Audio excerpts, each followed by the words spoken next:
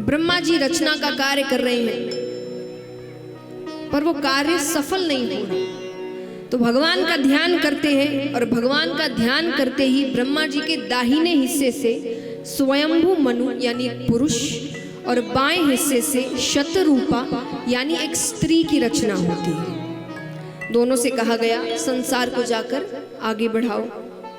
दोनों के 2 पुत्र और 3 पुत्रियां होती है, देहुति, प्रस्तुति, आहुति और उत्तानपाद और प्रियव्रत। उत्तानपाद को आगे जाके राजा बनाया गया। उसका विवाह सुनीति नामक कन्या से हुआ पर संतान नहीं होती, पर उनको संतान चाहिए। तो राजा का यहाँ पर दूसरा विवाह हुआ सुरुचि नामक कन्या से, अत्यंत सुंदर, सुंदरता ऐसी कि उसके आगे राजा सब कुछ भूल जाए। धीरे धीरे वो पहली पत्नी के पास जाना कम करने लगता है। अब यहां पर एक बार वो युद्ध जीत कर आते हैं। हर बार बड़ी रानी के पास जाते थे, अब धीरे धीरे वो भी बंद कर दिया, सीधा सुरुचि के पास आने लगे। अब भगवान की लीला देखिए, यहाँ पर सुरुचि गर्भवती होती है, वहां सुनीति भी गर्भवती होती है। दोनों के बालक होते हैं। सुरुचि से जो बालक हुआ उसका नाम रखा उत्तम और सुनीति से जो बालक हुआ उसका नाम रखा ध्रुव। कुछ समय बाद फिर युद्ध करने जाते हैं। यहाँ बच्चे थोड़े बड़े हो रहे हैं, युद्ध से वापस लौटे, वही वापस सुरुचि के पास गए। ध्रुव को पता चलता है कि पिता वापस आए और जीत के आए हैं। अब वो दौड़ते हुए आता है, पिताजी पिताजी पिताजी। दरवाजे पर आता है कि सेवक रोक देते हैं क्योंकि राजा ने कहा किसी को अंदर मत आने देना। अंदर वो अपने परिवार के साथ है, सुरुचि है, बच्चा है। ध्रुव कहे मैं भी तो बालक हूं और मुझे उनसे मिलना है, वो मेरे पिता है। सेवक कहे हम उनकी बात नहीं मानेंगे तो हमें दंड देंगे। ध्रुव कहे मेरी बात नहीं मानोगे तो मैं दंड नहीं दूंगा। है तो राजा का बेटा, वो उसको अंदर जाने देते हैं। जाने वो दौड़ते हुए जाकर सीधा अपने पिता की गोद में बैठता है। अब बालक है तो पिता भी लाड़ करने लगे। वो भी काफी समय बाद देख रहे हैं। सुरुचि को अच्छा नहीं लगा क्योंकि मानो उसको भविष्य दिख रहा है कि उत्तम तो नीचे बैठा है और ध्रुव गोद में बैठा है राजा के राज सिंहासन पर। उसको वो पूरा भविष्य दिख रहा है कि वो राजा बन चुका है और उत्तम अभी भी नीचे ही बैठा है। उसने ध्रुव के हाथ को पकड़ा और धक्का दे दिया, गिर गया। राजा खड़े होते हैं पर सुरुचि को देखते ही फिर बैठ जाते हैं ना। उसको उसके सामने कुछ नहीं दिखता था। वो ध्रुव ने ये दृश्य देखा। ध्रुव कहता है विश्वास ही नहीं होता, आप इतना बदल गए। आपके सामने मुझे धिक्कारा गया और आप कुछ नहीं कह रहे हैं। सुरुचि कहती है महाराज से क्या पूछता है, अपनी मां से जाकर पूछ। ध्रुव जी कहते आप भी मां ही हो, आप ही बता दो। सुरुचि ने कहा वो राजा है, राजा रानी के पास रहते हैं, तुम्हारी माता दासी है, तुम दासी के पुत्र हुए। अब उसे क्रोध आ गया। वो कहे मेरी माता दासी नहीं है, वो महारानी है। सुरुचि कहे महारानी थी, अब वो स्थान मुझे दे दिया गया है और तुम्हारा स्थान मेरे पुत्र उत्तम को। ध्रुव जी कहते उत्तम को जितना मिले मुझे उतनी खुशी होगी। अरे मुझे बस पिताजी की गोद में बैठना है। उसने कहा गोद में बैठना है तो भगवान विष्णु से कहना तुझे मेरी कोख से पैदा कर।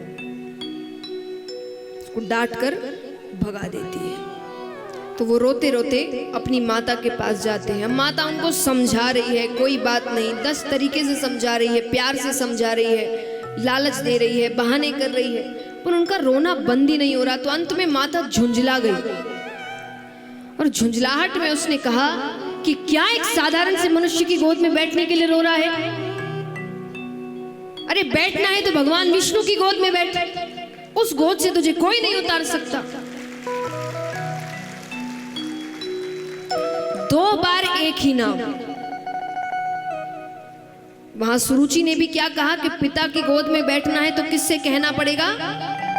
विष्णु से। यहां माता कहती है बैठना है तो किसकी गोद में बैठ। अब उसको लग रहा है बार बार यही नाम, वो कहता है ये विष्णु कौन है, मुझे इनसे मिलना है।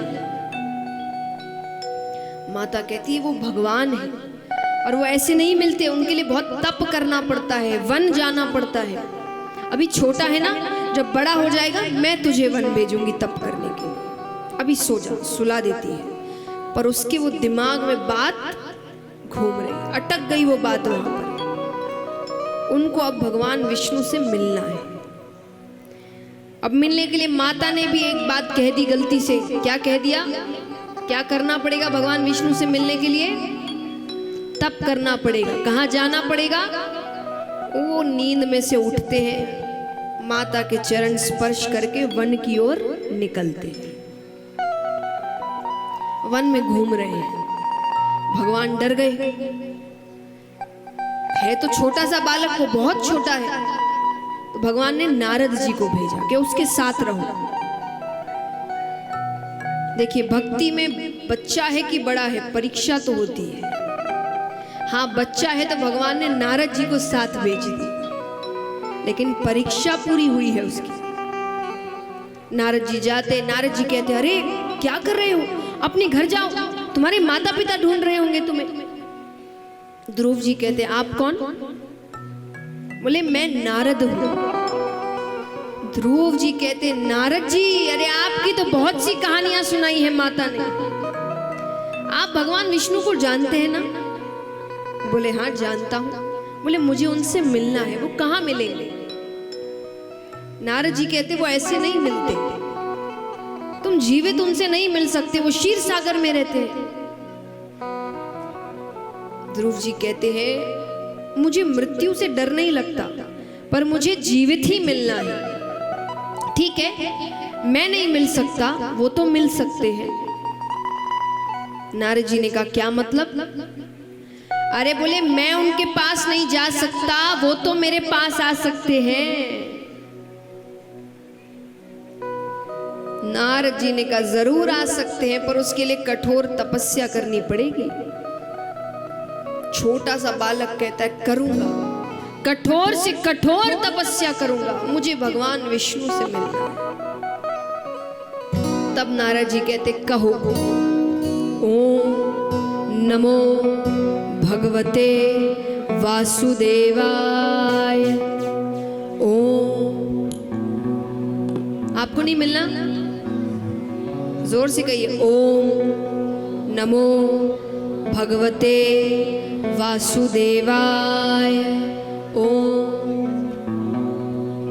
धीरे धीरे उनका तप और कठिन होता जा रहा है। पहले अन्न त्याग देते हैं, केवल फल और जल पे रहते हैं, फिर फल भी त्यागते हैं, केवल जल पे रहते हैं, फिर जल भी त्याग देते हैं, एक पैर पर खड़े हो गए हैं। अंत में नारद जी कहते हैं ये आखिरी पड़ाव है, ये अगर तुमने पार कर दिया तो भगवान तुम्हारे सामने हो। ध्रुव जी कहते अब क्या? बोले अब अपनी सांसें रोक लो। ध्रुव जी अपनी सांसें रोक लेते हैं। यहाँ सांस रोकते ही सभी देवी देवता भगवान के पास जाते हैं। प्रभु अब उस बालक की और परीक्षा मत लीजिए, अब उसको दर्शन दे दीजिए। और वहां पर साक्षात परम पिता परमेश्वर भगवान विष्णु प्रकट होते हैं। बोलिए लक्ष्मी नारायण भगवान की। अब महाराज ध्रुव जी को अपने पास बुलाते हैं। भगवान कहते अरे ध्रुव देखो मैं आ गया। अब उन्होंने भगवान को देखा तो नहीं था, तो आंख खोलते हैं, आंख खोल के कहते आप कौन? अरे भगवान कहते मैं वासुदेव, जिसकी तुम तपस्या कर रहे हो।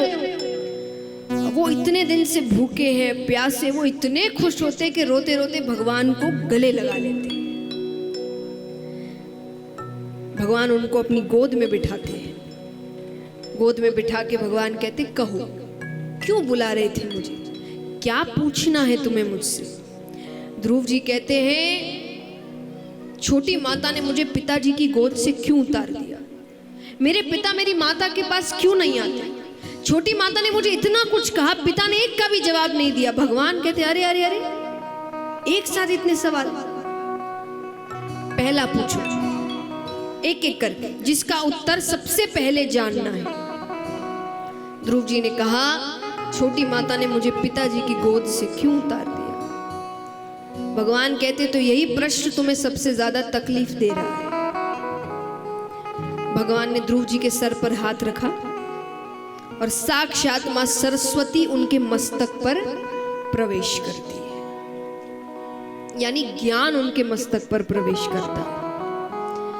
वो आंख खोलते हैं, भगवान हाथ हटाते हैं। भगवान कहते हैं और कुछ जानना है? सोचिए, भगवान ने कोई उत्तर नहीं दिया उनको। भगवान कहते और कुछ जानना है? ध्रुव जी कहते सारे उत्तर मिल गए, जीवन का सच समझ में आ गया। अब मुझे किसी की गोद में नहीं बैठना। इसको भगवान मिल गए हो, उसकी किसी चीज की क्या जरूरत? इस प्रकार भगवान ध्रुव जी को दर्शन देते हैं। तो इस प्रकार भगवान ध्रुव जी को दर्शन देते हैं।